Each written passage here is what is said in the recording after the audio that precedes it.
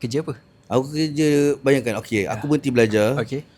Dia punya, orang kata, nak jadikan cerita, aku jadi front desk officer dekat sebuah universiti swasta kat Gombak.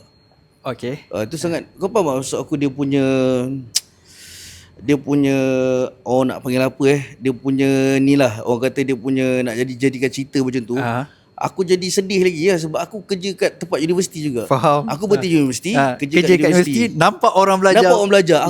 Aku gulung mic orang belajar. Kadang-kadang aku ingat juga ada yang macam contohnya, aku rasa benda paling sedih adalah kau ada peluang untuk belajar dan kau tak ada mak yang sakit, kau okey, family kau okey, mungkin lebih, aku yakin lebih kaya daripada family aku, kau ada segala-galanya tapi kau tak manfaatkan. Means like kau ada masalah ni, masalah tu, masalah disiplin.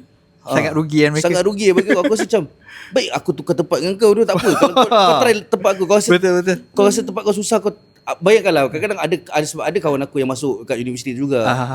So aku jadi, dia tanya, kenapa buat kat sini? Kenapa kau tak sambung belajar? Kau rasa macam kau tak sambung belajar ke? Macam aduh, kau rasa macam